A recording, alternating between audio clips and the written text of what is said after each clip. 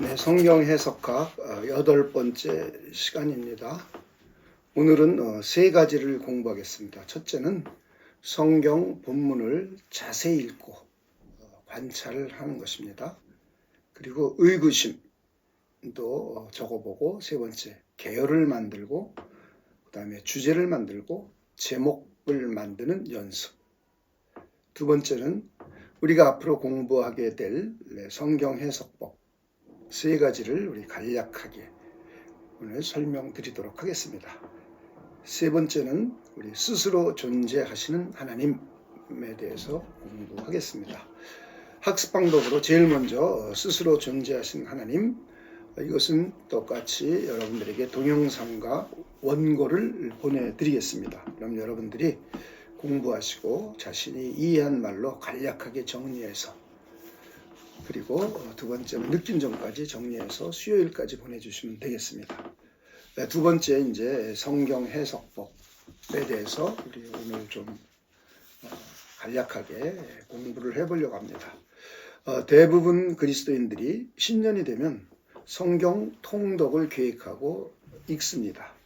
이때 일부 성도는 성경 본문의 의미를 이해하는 것보다 성경을 읽는 것에 의미를 부여하는 듯합니다. 우리가 성경을 읽는 것은 글자를 읽는 것이 목적이 아닙니다.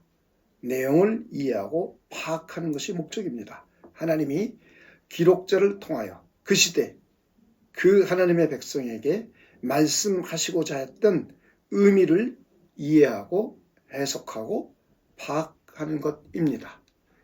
그래서 저는 여러분들에게 성경을 어떻게 본문을 읽어야 될지를 다시 한번 7가지에 걸쳐서 다시 한번 말씀을 드리도록 하겠습니다. 첫째는 성경 본문을 자세히 여러 번 읽습니다. 두 번째는 읽으면서 관찰한 내용을 문장으로 적습니다. 단어를 나열하는 것이 아니라 문장으로 주어부와 서술부를 정확하게 문장으로 적습니다. 세 번째는 읽으면서 모르는 단어나 또 내용을 성구사전이나 주석서를 찾아서 자신의 말로 정리합니다. 그 네 번째는 자신이 이해한 본문을 자신의 말로 다시 적고 그리고 타인에게 설명해 보는 겁니다. 다섯 번째는 계열을 간략한 몇 개의 문장으로 적습니다. 그리고 여섯 번째는 주제를 한 개의 문장으로 적습니다. 그리고 일곱 번째는 제목을 적습니다. 자, 우리는 본문을 이해하기 위해서 그리고 해석을 하게 됩니다. 이제 우리가 성경을 읽는 방법은 읽고 정리하는 방법을 7가지로 여러분에게 제시해 드렸습니다. 본문을 자세히 읽고 관찰한 내용을 문장으로 적고, 세 번째는 모르는 단어나 의구심 나는 것을 성경 사전이나 혹은 주석서를 찾아서 자신의 말로 정리해보고, 네 번째는 자신이 이해한 본문을 자신의 말로 다시 적어서 타인에게 설명해보고, 다섯 번째는 계열을 간략한 몇 개의 문장으로 만들어보고, 여섯 번째는 주제를 한 개의 문장으로 만들어보고, 일곱 번째는 제목을 적는 것. 이것이 성경 읽는 방법입니다. 그리고 이제 우리는 본문을 이해하기 위해서는 해석을 하게 됩니다. 성경을 해석하는 고전적인 방법은 세 가지가 있습니다. 첫째는 문법적 해석법이 있고, 두 번째는 역사적 해석법이 있고, 세 번째는 신학적인 해석법이 있습니다. 이 세 가지를 간략하게 여러분에게 설명드리도록 하겠습니다. 첫 번째, 문법적 해석법입니다. 우리가 성경을 읽고 해석할 때 제일 먼저 문법적으로 해석을 합니다. 문자적으로 해석하는 것이 아니라 문법적으로 해석합니다. 단어의 의미, 문장의 의미, 그리고 문단, 그리고 문맥을 살피고 문단 상호 간의 인과관계를 살펴보고 이해하고 해석합니다. 그리고 문법도 살펴봅니다. 과거, 현재, 미래 시제. 그리고 문학 장르와 문학적인 표현법도 살펴봅니다. 상징법, 은유법, 비유법, 풍유법 등을 살펴보고 본문의 의미를 기록한 의도대로 이해하려고 해석합니다. 이렇게 우리가 문법적으로 해석하는 고전적인 방법, 것입니다. 이것을 여러분들이 먼저 전체적으로 이렇게 문법적으로 파악하고 이해해야 된다는 것을 여러분들이 먼저 잘 염두에 두시길 바랍니다. 그리고 이 구체적인 방법론은 꽤 내용이 이제 여러 가지가 있는데 이런 내용들을 우리 간략하게 이제 앞으로 살펴볼 것인데요. 이 내용들은 여러분이 꾸준히 앞으로 성경을 읽고 또 이해하고 파악하고 해석해 가면서 이 역량도 점진적으로 키워가는 겁니다. 처음부터 완벽한 능력을 가질 수는 없습니다. 여러분들이 끊임없이 해석해보고 성경을 읽고 관찰해보고 공부하고 하면서 여러분의 실력, 문법적으로 해석하는 실력이 점진적으로 향상돼 가는 것입니다. 두 번째는 역사적 해석법입니다. 역사적 해석법은 두 가지 의미를 내포합니다. 하나는 과거, 초대교회, 정통 교부들이 사용하던 고전적인 방법과 그 방법을 계승 발전시킨 종교 개혁자들의 방법을 따른다는 의미에서 역사적 해석법이라고 합니다. 즉 예수 그리스도께서 사도들에게 전수해 주셨고 그 사도들이 그의 제자인 속사도들에게 그리고 속사도들이 그 후에 이제 정통 변증가와 정통 교부들에게 전수되고 또 그들이 해석했던 방법입니다. 그리고 이제 그 후에 중세를 지나서 그 후에 개혁자들이 중세 스콜라저의 해석법을 따르지 않고 초대교회 해석법으로 돌아가서 그 방법론을 계승 발전시켰습니다. 근현대의 자율과 이성주의에서 파생한 현대 자유주의 해석법과 세대주의 같은 과도한 문자주의를 따르지 않습니다. 중세교회 해석법과 초대교회 이단들이 사용했던 해석법도 배제합니다. 즉 초대교회 고전적인 정통 해석법과 종교개혁자들의 역사적인 정통 해석법을 따른다는 의미에서 역사적 해석법이라고 합니다. 근현대의 자유주의자들이 만들어낸 많은 해석법 이런 것들도 우리는 참고는 하지만 그것이 우리 해석법의 근원을 이루고 있지 않습니다. 그런 의미에서 우리가 역사적 해석법이라는 의미를 갖고 있습니다. 그리고 또 하나는 성경을 기록했던 그 시대의 역사를 이해하고 해석한다는 의미에서 역사적 해석법이라고 합니다. 우리가 읽고 있는 성경은 2000년 전 또는 3500년 전에 기록된 것입니다. 그 시대의 그 단어의 의미, 사회, 문화, 정치, 관습, 지리, 기후 이런 것들에 대한 이해를 가지고 그런 맥락에서 본문의 의미가 무엇인지 이해하고 해석합니다. 우리는 성경의 의미를 바르게 잘 이해하려고 언어도 히브리어도 배우는 것이고 헬라어도 배우는 것이고 아람어도 배우는 것이고 라틴어도 공부하는 것입니다.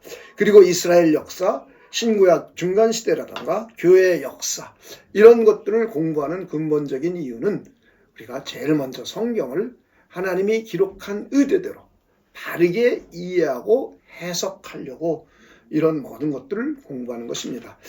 이 실력도 우리는 점진적으로 신학교에서 공부를 하고 여러분들이 공부를 해가면서 점진적으로 실력이 향상되게 되는 것입니다. 그래서 우리 역사적 해석법이라는 개념을 여러분들이 잘 이해해 주시기 바랍니다. 세 번째는 신학적 해석법입니다. 우리 성경을 읽으면서 본문에서 신학적 의미가 무엇이 있는지 그리고 신학적으로 바르게 잘 이해하고 해석하는 것입니다. 성경은 하나님의 말씀입니다. 그리고 성경 전체가 유기적으로 되어 있습니다. 성경의 각 책은 전체를 구성하는 한 분야입니다.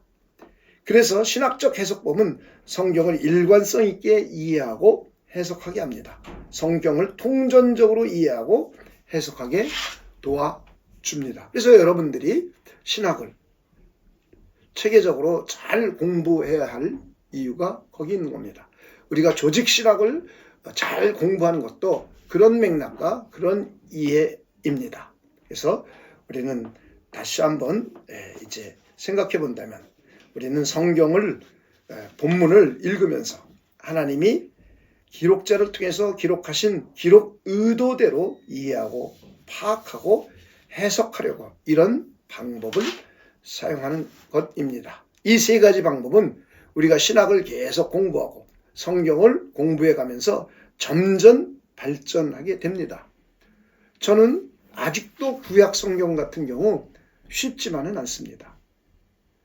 신학과 성경을 약 40년 정도 전문적으로 탐구하고 공부했습니다.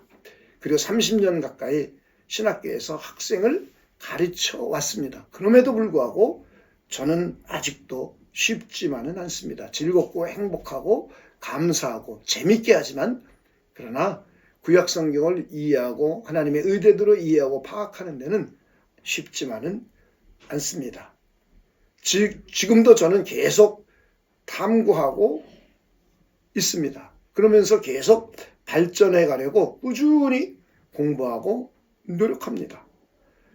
여러분들도 꾸준히 성경을 읽고 신학의 각 분야를 공부하고 탐구하는 가운데 여러분의 실력이 점점 향상됩니다. 하나님의 의도대로 성경을 이해하고 해석하는 능력이 향상이 됩니다.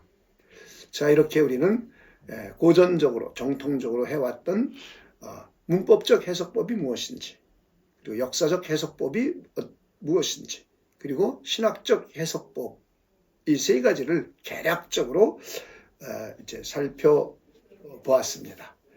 이제 세 번째로 성경 본문을 다루는 실전 연습입니다. 세 번째, 이것이 이제 여러분들에게 이것도 중요하죠. 해석법도 이해하는 것, 그리고 해석법을 배우는 것도 중요하지만 또 중요한 것은 직접 여러분들이 성경을 다뤄보는 것입니다.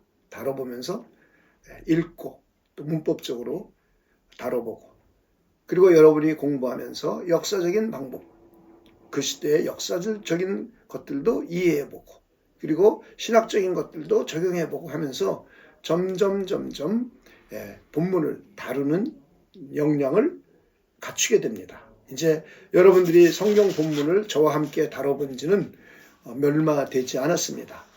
그래서 우리가 점점 매주 하나씩 다뤄봄으로 해서 여러분의 실력이 점진적으로 향상하게 됩니다. 지난주에 여러분에게 내줬던 데살로니가전서 1장 1절부터 4절까지를 함께 한번 간략하게 우리 공부해 보겠습니다. 저는 18개의 문장으로 첫 번째 관찰을 했습니다. 관찰한 내용들을 이제 여러분들에게 원고를 보내드리겠습니다. 제가 말로 칠판 없이 말로 적지 않고 하는 것만 듣고서는 여러분들이 이해하고 또 파악하기가 쉽지 않습니다. 그래서 제가 제 원고를 여러분들에게 보내드릴 테니까 이제 제가 관찰한 내용들을 간략하게 들어주시기 바랍니다. 첫째, 바울 일행은 실로아노와 디모데이다. 바울과 그의 일행이 데살로니가인 교회에 편지를 보냈다. 세 번째, 바울과 그의 일행이 데살로니가인 교회에 편지를 통하여 은혜와 평강을 빌어줬다.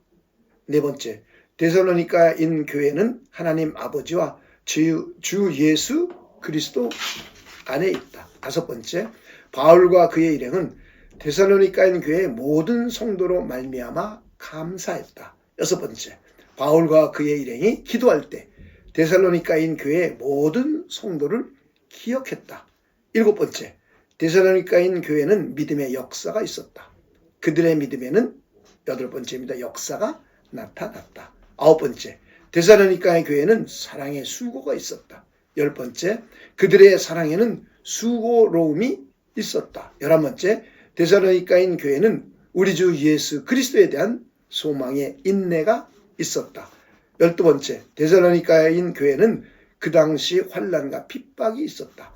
13번째, 우리 주 예수 그리스도에 대한 그들의 소망에는 인내가 따랐다. 14번째, 데살로니가 교회 소망에는 인내가 있었다.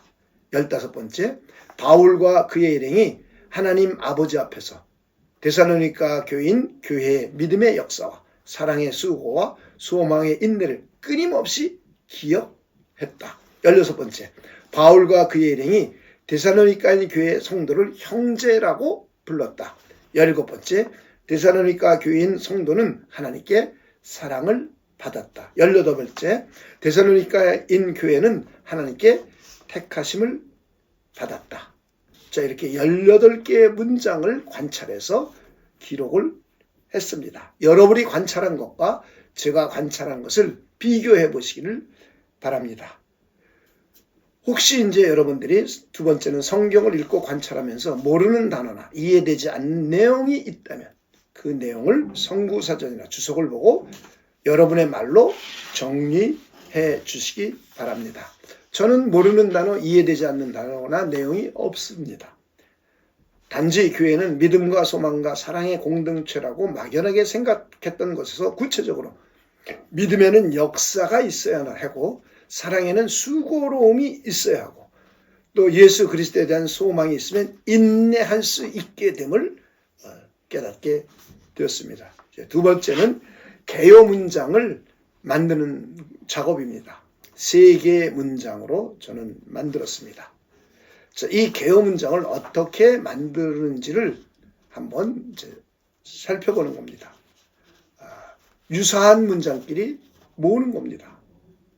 전 2번 문장, 편지를 보냈다던가 3번 문장, 은혜와 평강을 빌었다던가 바울과 그의 일행이, 그리고 5번 문장, 바울과 그의 일행이 데살로니가 교회 모든 성도로 말미암아 감사했던 것. 6번 문장입니다. 데살로니가 교회를 기도할 때 기억했던 것. 그리고 15번 문장입니다. 바울과 그의 일행이 하나님 아버지 앞에서 데살로니가인 교회의 믿음의 역사와 사랑의 수고와 소망의 인내를 끊임없이 기억했다. 16번 문장입니다. 그들을 성도를 형제라고 불렀습니다. 자, 이걸 통해서 한 개의 문장으로 정리해 본다면 바울과 데살로니가 교인과의 관계를 여기서 볼 수가 있습니다. 저 바울과 데살로니가 교회의 관계이죠. 그래서 저는 개요 문장으로 데살로니가 교회와 바울은 사랑의 교제를 나눈다. 이렇게 한 개의 문장으로 정리를 했습니다. 두 번째입니다. 두 번째는 데살로니가 교회는 이제 3가지 특징이 있습니다. 그렇죠? 그래서 7번 문장, 데살로니가 교회는 믿음의 역사가 있었다. 8번 문장, 그들의 믿음에는 역사가 나타났다. 9번 문장, 데살로니가인 교회는 사랑의 수고가 있었다. 10번 문장입니다. 그들의 사랑에는 수고로움이 있었다. 11번 문장입니다. 데살로니가인 교회는 우리 주 예수 그리스도에 대한 소망의 인내가 있었다. 12번 문장입니다. 데살로니가 교회는 그 당시 환난과 핍박이 있었다. 13번 문장입니다. 우리 주 예수 그리스도에 대한 그들의 소망에는 인내가 따랐다. 14번 문장, 데살로니가 교회의 소망에는 인내가 있었다. 7번부터 14번 문장까지를 한 개의 그룹으로 묶었습니다. 이 한 개의 그룹을 묶어보니까 데살로니가 교회는 3가지 특징이 있다. 그렇죠? 그 특징을 구체적으로 나열한다면 데살로니가 교회는 믿음의 역사와 사랑의 수고와 소망의 인내가 있다. 그렇죠? 세 번째입니다.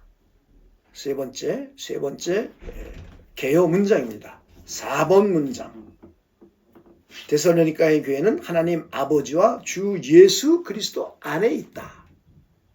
그렇죠? 데살로니가 교회는 하나님 아버지와 예수 그리스도 안에 있다. 17번 문장입니다. 데살로니가 교회 성도는 하나님께 사랑을 받았다. 18번 문장입니다. 데살로니가인 교회는 하나님께 택하심을 받았다. 그래서 세 번째 개요 문장은 데살로니가 교회는 이런 사람들의 모임이다. 이렇게로 정했습니다. 다시 한번 첫 번째는 유사한 문장구를 모아서 데살로니가 교회와 바울은 사랑의 교제를 나눈다. 두 번째 문장은 데살로니가 교회는 3가지 특징이 있다. 세 번째, 데살로니가 교회는 이런 사람들의 모임이다. 이제 이것을 3개의 문장을 가지고 한 개의 문장으로, 주제의 문장으로 바꿔보겠습니다. 이거는 간략할수록 좋습니다. 자, 하나님께 사랑과 택함을 받은 데살로니가 교회는 믿음의 역사와 사랑의 수고와 소망의 인내가 있었다. 자, 하나님께 사랑과 택함을 받은 데살로니가 교회는 믿음의 역사와 사랑의 수고와 소망의 인내가 있었다. 네 번째 제목을 붙여본다면 데살로니가 교회. 데살로니가 교회. 이것을 다시 역순으로 정리해 보겠습니다. 제목 데살로니가 교회. 주제 데살로니가 교회는 믿음과 사랑과 소망의 공동체이다. 개요 1번. 데살로니가 교회는 이런 공동체입니다. 첫째, 하나님께 택함을 받은 사람의 모임이고, 두 번째, 하나님께 사랑을 받은 사람의 모임이고, 셋째, 하나님 아버지와 예수 그리스도 안에 머무르는 사람의 모임입니다. 그러니까 데살로니가 교회는 데살로니가에 사는 사람들 가운데 하나님의 택함과 사랑으로 부르심을 받았습니다. 그리고 하나님 아버지와 예수 그리스도 안으로 들어온 사람의 공동체입니다. 데살로니가 교회는 세상에서 부르심을 받은 영적인 하나님의 공동체임을 알 수 있습니다. 데살로니가 교회는 영적으로 하나님께 속한 데살로니가 지역 교회임을 우리가 살펴볼 수가 있습니다. 두 번째, 데살로니가 교회는 믿음의 역사, 사랑의 수고와 소망의 인내가 있는 교회입니다. 세 번째, 데살로니가 교회는 멘토인 바울의 지도를 받고 사랑의 교제를 나누는 공동체입니다. 자, 이걸 여러분들에게 원고를 보내드리도록 하겠습니다.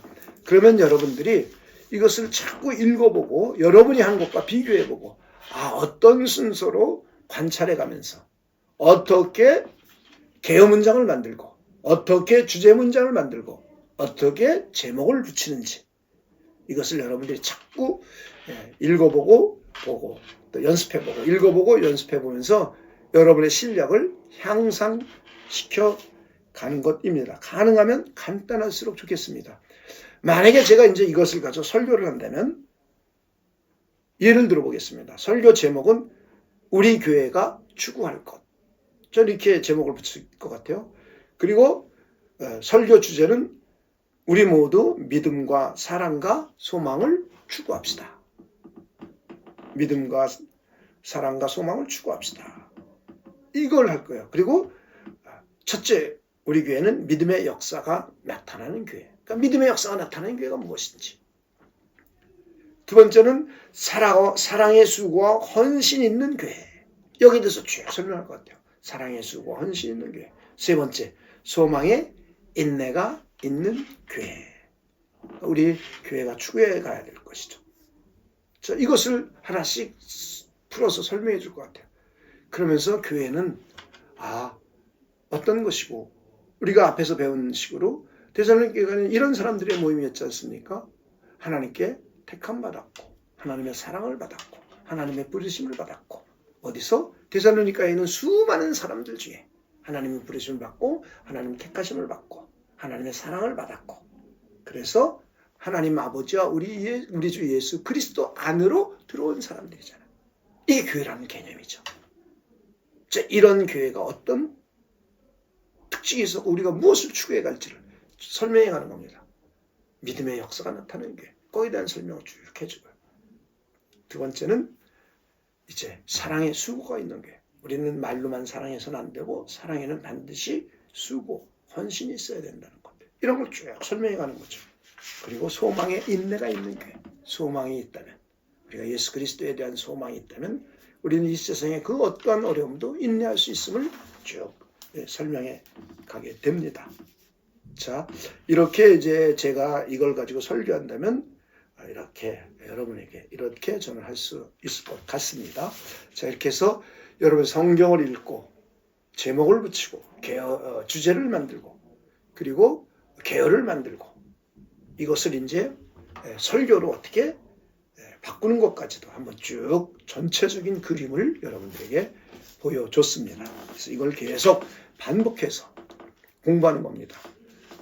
저 같은 경우는 40년 동안 일주일에 한 개씩 이런 작업을 40년 동안 끊임없이 해왔습니다. 끊임없이. 그래서 40년 동안 이것이 쌓이고 쌓이면 굉장한 성경에 대한 이해, 하나님에 대한 이해, 믿음을 갖게 되죠.